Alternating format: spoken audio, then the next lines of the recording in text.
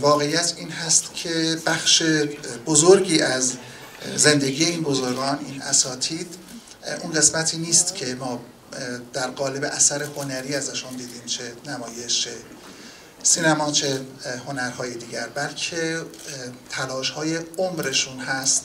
یک عمر در واقع تجربه که به ویژه در حوزه هنر و به ویژه در کشور ما همواره با نوعی مجاهدت و مشقت و سختی همراه بوده. درباره استاد نصیریان صحبت کردن مثل اینه که یه برکه کوچولو بخواد درباره اقیانوس حرف بزنه. طبیعتاً کار سختیه. من برای هم نسل‌های خودم و برای بچه‌های نسل‌های آینده دارم میگم. چنانچه دنبال یک الگوی کاملاً مشخص، واضح، ملموس و قابل درک میگردید برای اینکه شکوه حضورتون رو در فضای حرفه‌ای خودتون رقم بزنید. آقای نصیریان بهترین نمونه یک همچین الگویی هستن.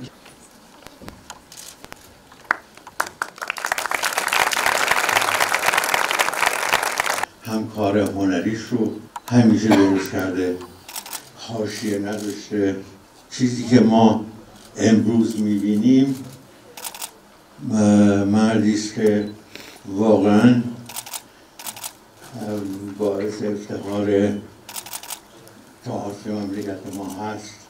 بازیگری که من به عنوان یک کارشناس بازیگری میتونم بگم در شیوه بازیگری، در استفاده از مجموع فنون بازیگری، زبان بدن، زبان کلام، احساس، در جایگاه بی‌نظیر و خارق‌العاده حضور دارند.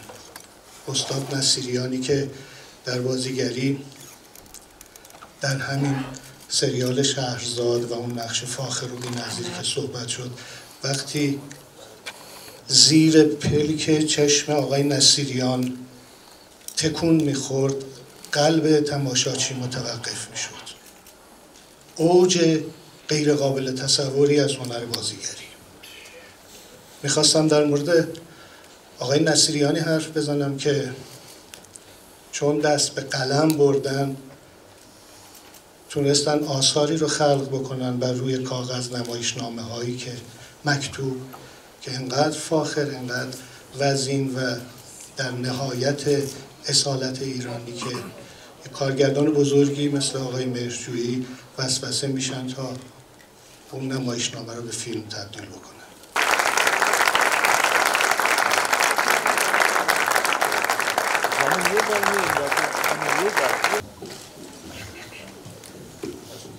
این تاریخ شفاهی باید مدون بشه و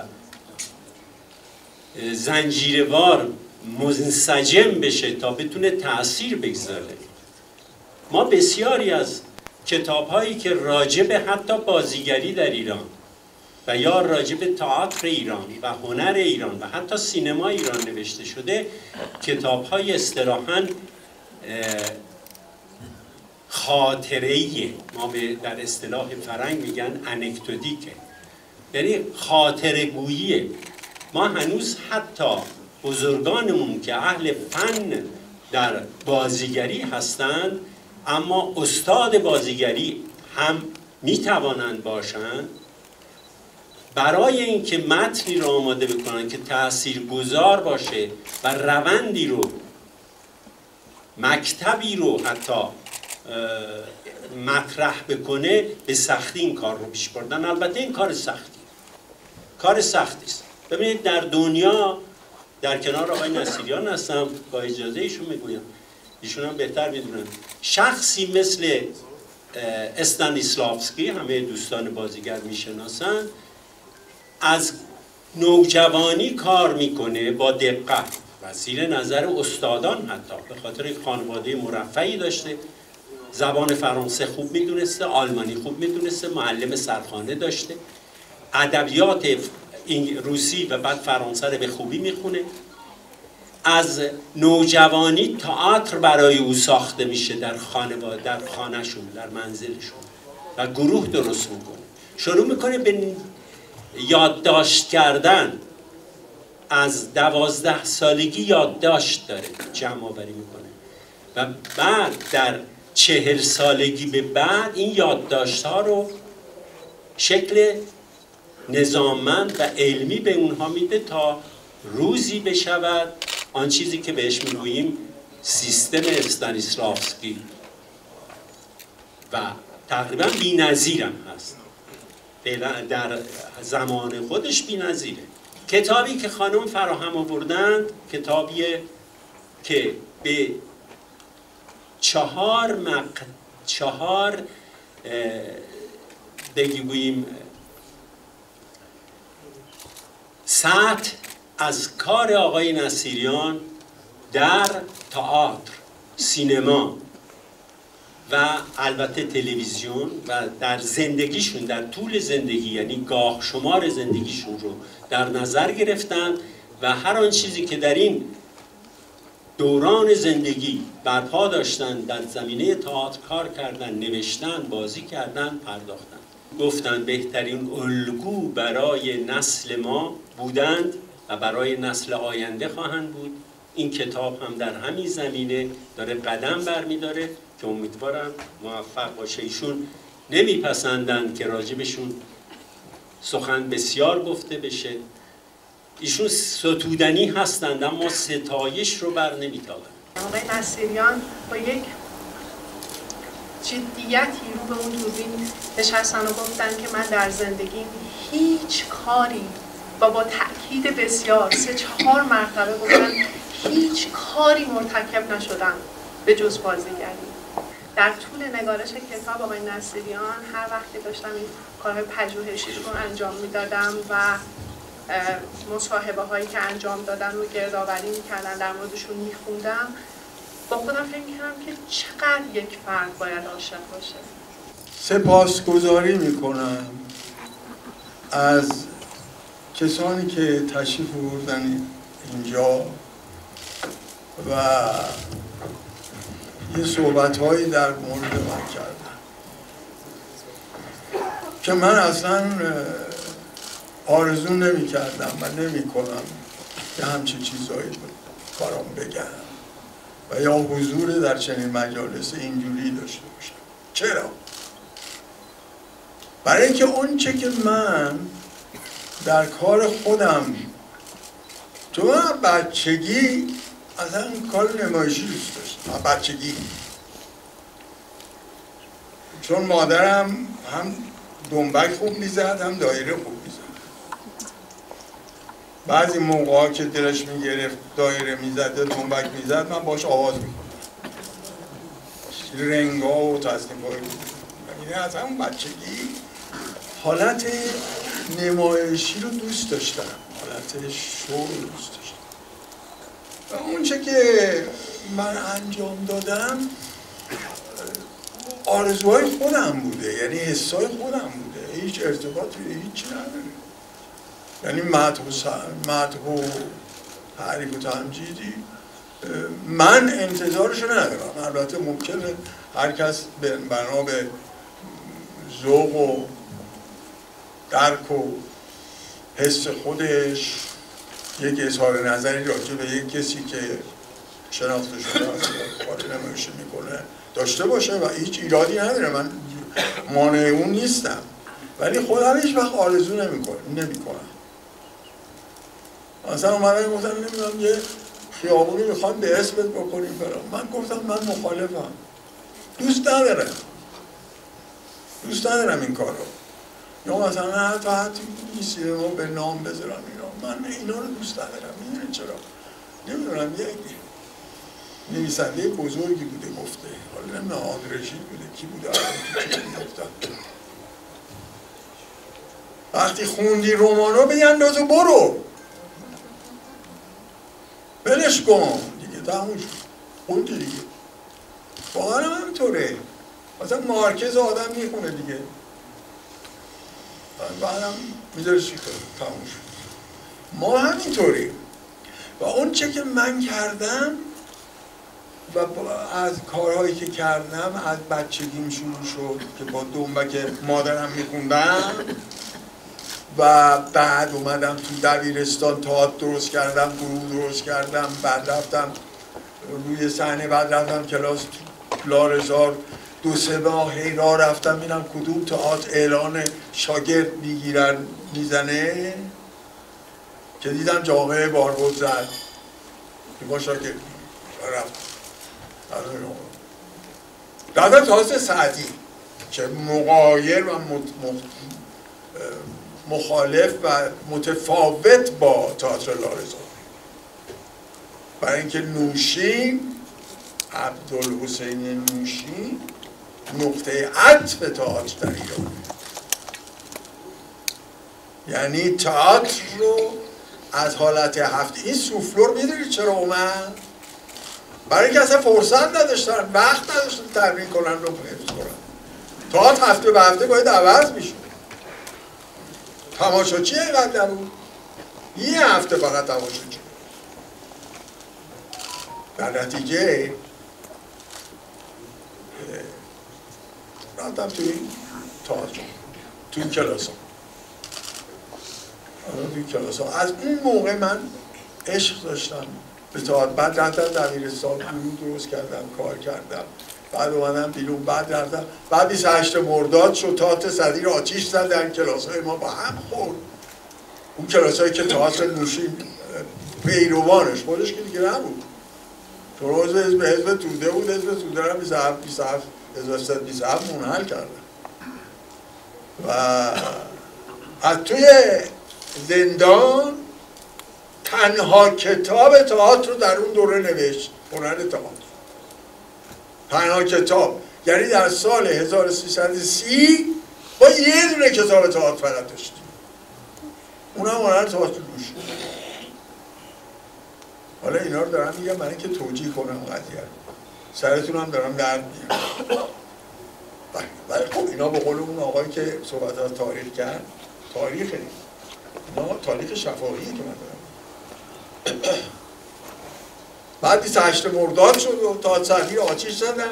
رفتم هنرستان هنرپیشگی، یه مدرسه تئاتر در ایران بود که زمان رضاشاه سید علی خان نصر با تأسیس اون مؤسسه پرورش افکار که مثلا به مردم میگه آقا تریاک نکشین، تریاک بدش، بیش بده، نمیدونم فلان، از این چیزا و نمایشام رو همین چیزا بود و بیشتر اتفاقاتی هم که میافتاد اولا این مخالفت شد با همه اون چیزای سنتی،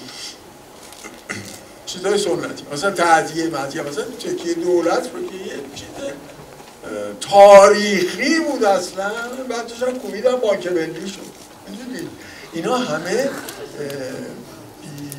مبالاتی های آدم هاییست که در اون دوره بودن، یا تحت حوزه اینا تحت شد، در حالی که اینا گروه هایی بودن که اون موقع نه رادیو بود، نه تلویزیون بود، نه فلان بود، همین گروه های تحت حوزه تو عروسی ها و تو شادی ها و تو اینا برایشون سرگرمی بودن، یا تو عزا همین ها. مثلا این تعزیه که درست شد، چه درست شد؟ واقعه رو، واقعه کربلا رو که چیز روزخونا میگفتن دیگه، که تعزیه نیاز نبود. تعزیه برای این درست شد که دیدن آقا تأثیر تجسم کردن و تصویر دادن مقابل آدمیزاد خیلی مؤثرتر از هر گفتگو و هر نطق خطابه‌ای است. برای این تعزیه درست کردن. اون وقتی که یه اسب رو با از این دواهای رنگی و رنگ با یه تیکه چوب می‌ذارن به تنش به عنوان زرجنا که تیر خورده بدون سوار اومده، وقتی وارد میشد ملت از جا کنده میشدن، گریه و زاری و فلان.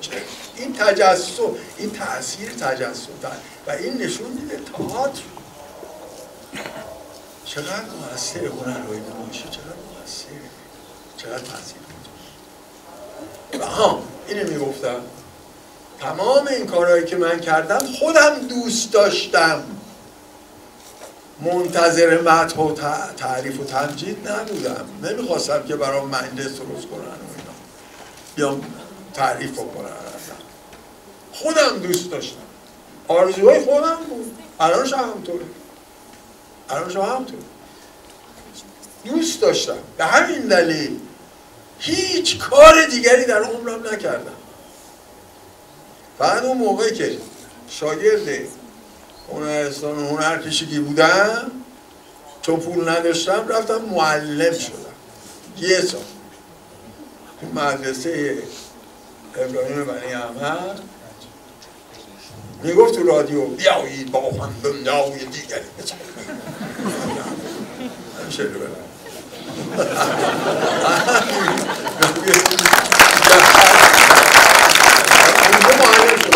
غیر از اون هیچ شغل دیگری. حتی به من جمشید شیبانی من دید اون موقعی که هالو رو توی تلویزیون بازی کرده بودیم، جمشید شیبانی من توی اداره هنر دراماتیک دید، گفت آقا خودت بیا اینو بساز، فیلمش کن، کارگردانی کن. من کارگردان فیلم نیست. بازیگری رو دوست داشتم. چرا؟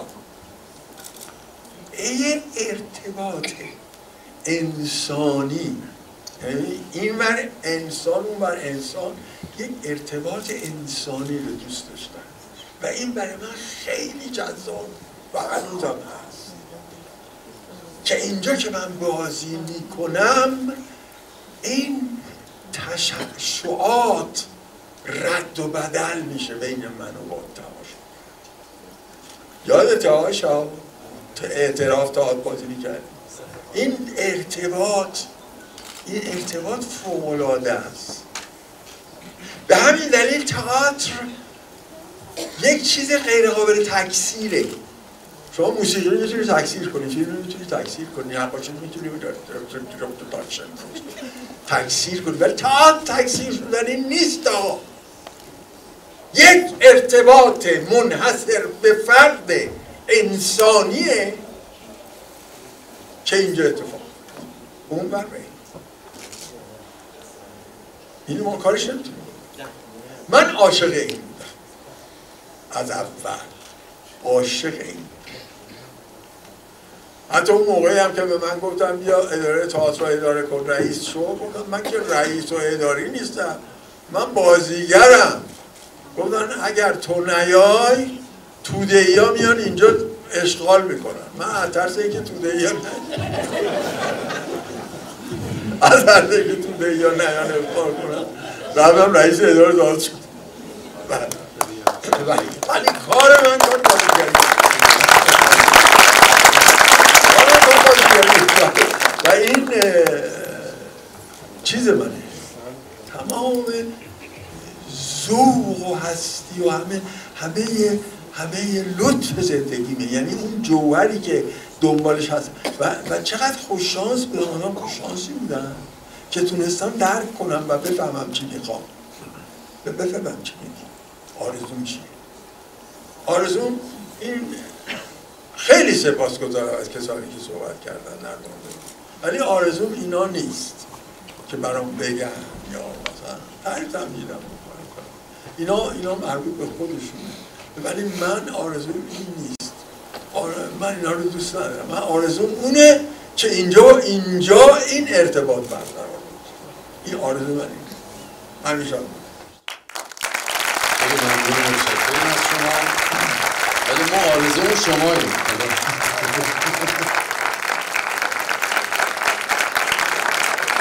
آقای نصیریان رو اولین باری که من بوسیدم صورتشون رو وقتی بود که نقش سیاه رو بازی میکرد توی یکی از این سالن‌های تئاتر، به نظرم یه سالن مختصری بود توی اداره فرهنگ. بله. بعد من ایشون اینکه میگن عاشق تئاتر هستم، واقعا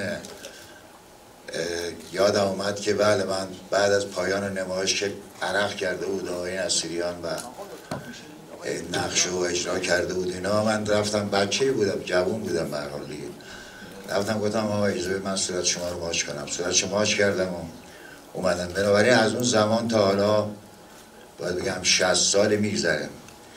در اینجا اون کلیپ من گفتم، تکرار میکنم که اگر قطع شد صدا گفته باشم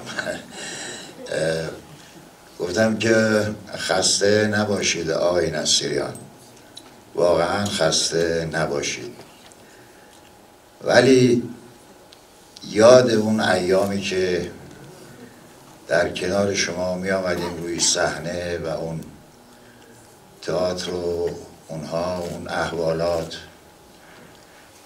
مثلا چوب به دستهای ورزی رو یاد کردم، یاد ساعدی، یاد رادی، یاد ساعدی، بله، یاد همه این دوستانی که زحمت کشیدن برای تئاتر مملکت و الان نیستن.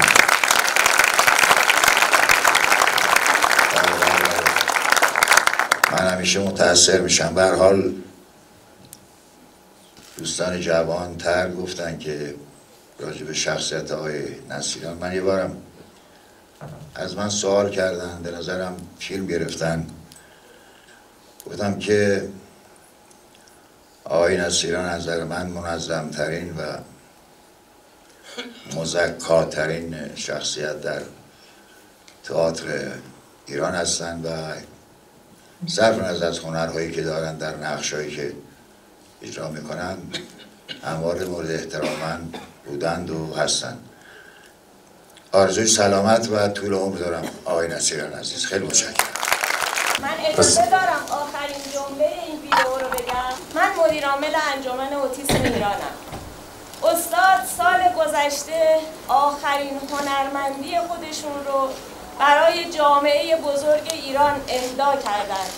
با برنامه‌ای که در خندوانه داشتن، با جمله‌ای که گفتن، باعث شدن وزارت بهداشت مصوبه بیمه توانبخشی اوتیسم رو به احترام وجود ایشون در تاریخ توانبخشی ایران مصوب کرد و ما فرزندان اوتیسم، آقای دکتر، استاد عزیزم، بزرگوارم که پرچم بلند کردید و فرمودید نوه اوتیسم دارید، به احترام شما دستتون رو می‌بوسم.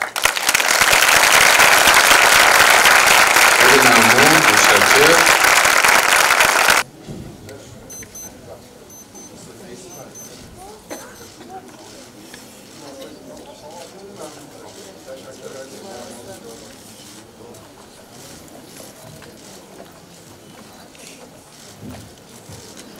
کتابی رو برای آقای استاد علی نصیریان آماده کردن، زندگی نامه ایشون و آثاری که ایشون خلق کردن با عنوان زندگی و آثار علی نصیریان در انتشارات نشر معاصر به چاپ رسیده. خانم نگار حسینی این کار رو عهده‌دار بودند. من هم تا اونجایی که میشد همکاری کردم و این کتاب امروز در واقع رونمایی شد. حدود فکر میکنم 12 سال قبل بود که آقای موسایی و آقای علی میرمیرانی پیشنهاد داده بودند که یک مجموعه ای رو در واقع از بزرگان عرصه سینما و تئاتر تهیه بکنن. آقای میرمیرانی بنابر تشخیصی که خودشون داشتن و بنابر سالها فعالیتی که در عرصه هنر داشتن، یه سری دوستانی رو انتخاب کردن و ازشون خواستن که به هر بازیگری که بیشتر گرایش شخصی دارن به آثار اون فرد علاقه بیشتری دارن انتخاب کنن و پیرامونشون بنویسن. انتخاب اول و شاید آخر من در اون حوزه آقای علی نصیریان بود. به همین دلیل من آقای نصیریان رو انتخاب کردم، موضوع رو با ایشون در میون گذاشتم و شروع کردم به کار پژوهش. منتها شیوه کار من از این جهت که متفاوت که من اول برخلاف این جنس کتاب‌ها به سراغ مصاحبه نرفتم. اول پژوهشم رو شروع کردم، پیرامون ایشون سعی کردم اطلاعاتم رو جمع آوری کنم و بعد این اطلاعات رو مطابقت بدم با ایشون و برم سراغشون. حالا ببینیم راست آزمایی کنیم در واقع این اطلاعات رو. کار پردردسر و سختی بود از این جهت که کلمه پردردسر شاید درست نمیشه، کار بسیار سختی بود از این جهت که آقای نصیریان خودشون دستی در عرصه نویسندگی دارن و فرد متوجهی هستند در این داستان به همین خاطر توجه خیلی خیلی بیشتر و حساسیت خیلی زیادی رو من باید می‌داشتم. همین شد که کار 12 سال به طول انجامید و تا امروز هم این که این کتاب مقبول بیفته با آقای نصیریان برای من کار سختی بود، ولی خوشحالم که ایشون کتاب رو دوست داشتن و دوستان دیگر هم پسندیدن. آقای نصیریان در حقیقت هنر بازیگری رو از تئاتر شروع کردند و سالهای سال خدمتگزار بودند به عنوان یک نمایشنامه نویس، به عنوان کارگردان و به عنوان بازیگر در روی صحنه‌های تئاتر و به خصوص صحنه‌های تالار 25 شهریور قبل از انقلاب و سنگلج بعد از انقلاب.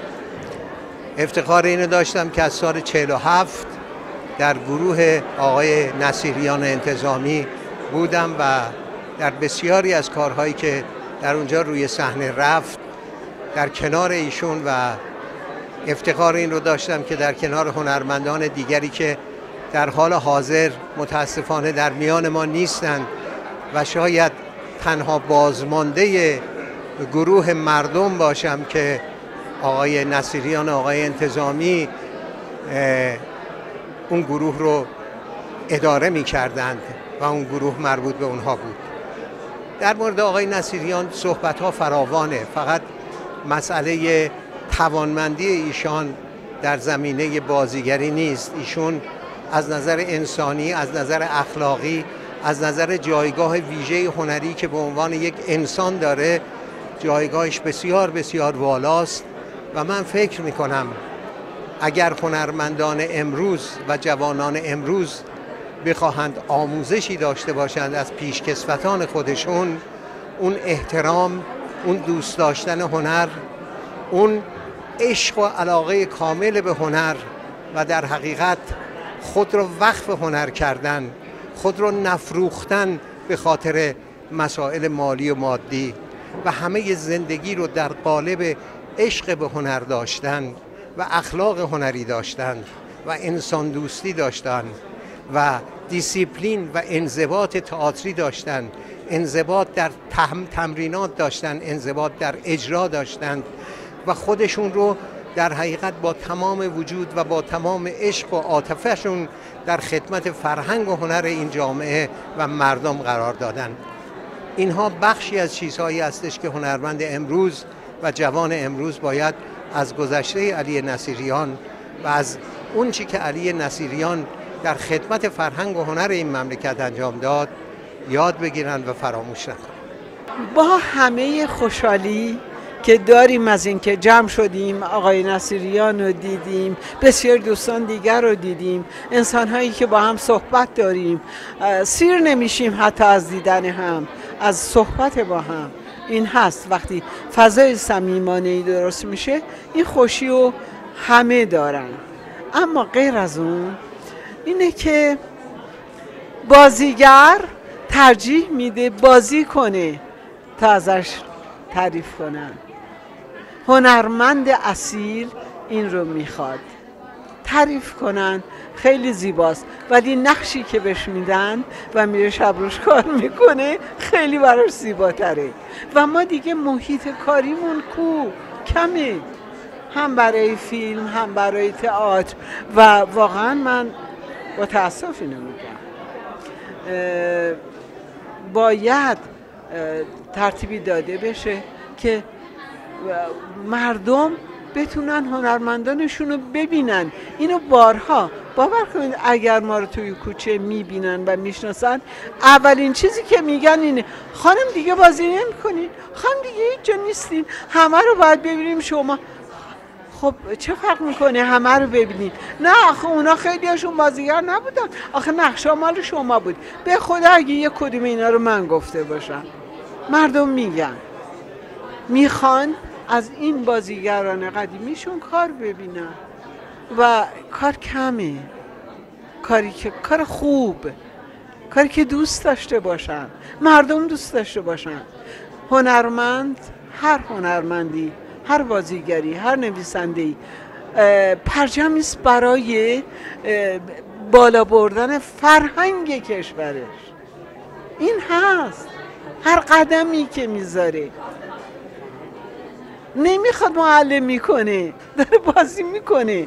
ولی کاری رو که انجام میده باعث میشه که خیلی ها ببینن ها چنین آدم باشه بده، چنین باشه خوبه. اینجوری میشه، شعاری نمیده. و به هر حال من آرزو دارم آقای نصیریان سلامت باشن سالهای سال بعد. و من که خب شانس داشتم 2 بار بازی کردم باشون، بهشون گفتم حتما این دفعه باید مادرتون رو بازی کنم، چون خانم‌ها که پیر میشن آقایون که پیر نمیشن. همینجا بدم میگیری کار در می.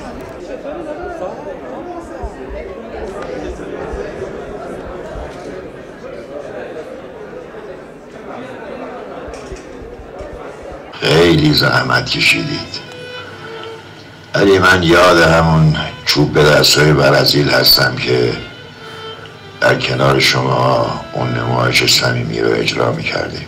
بقای شما با سلامتی شما رو خواهانم. امیدوارم همچنان تندرست باقی بمونید برای ما. متشکرم. آقای نصیریان سلام.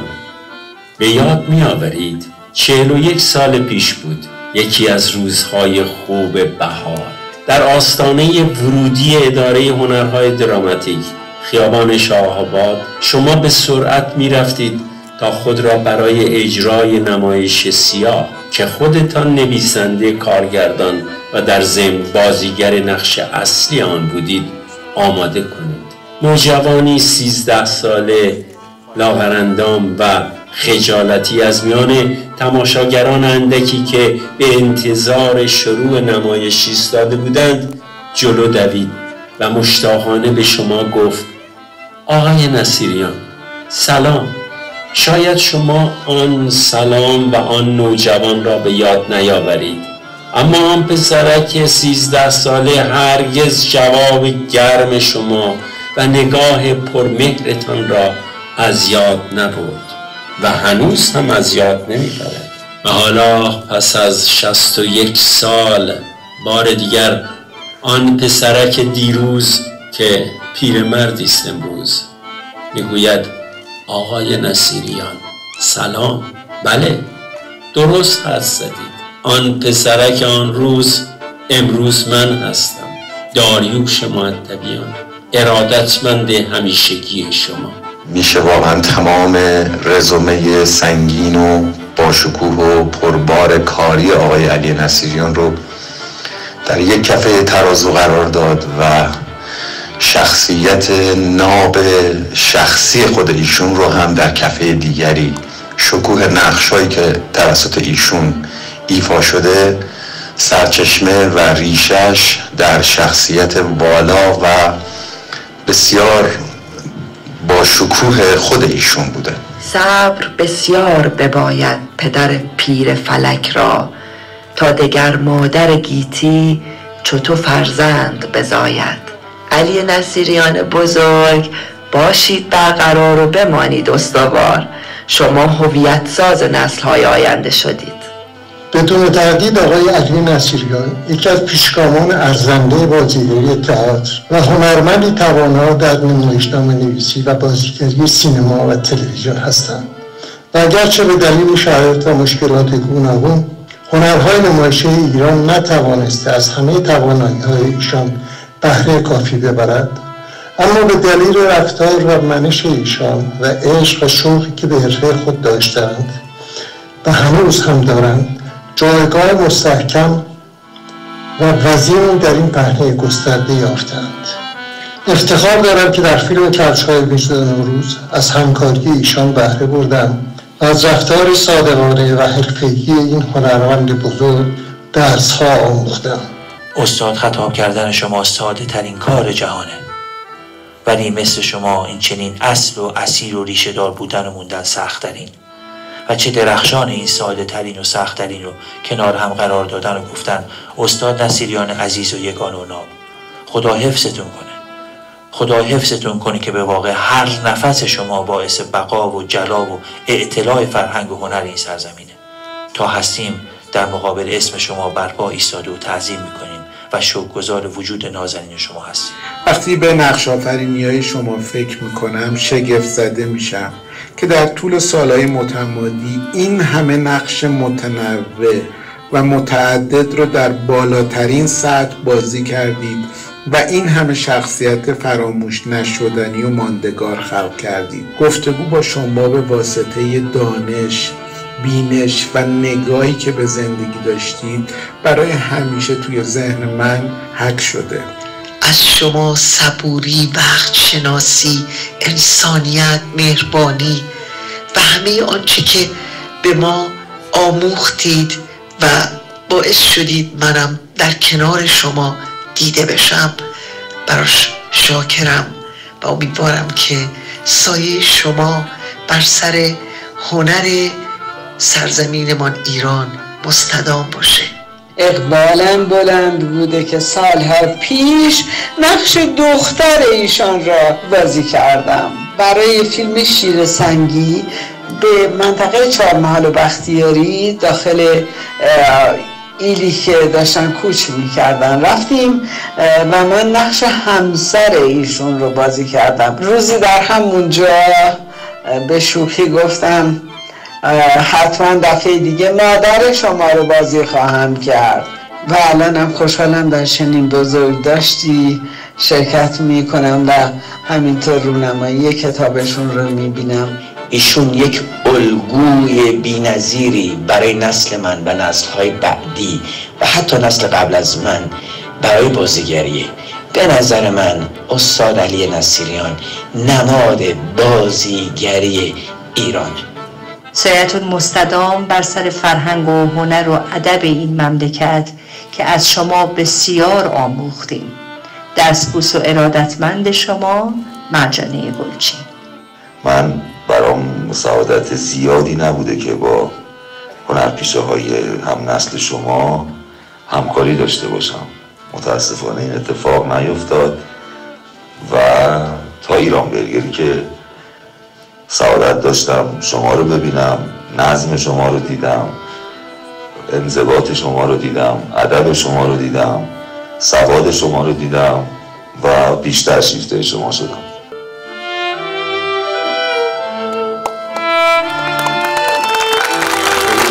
متشکرم.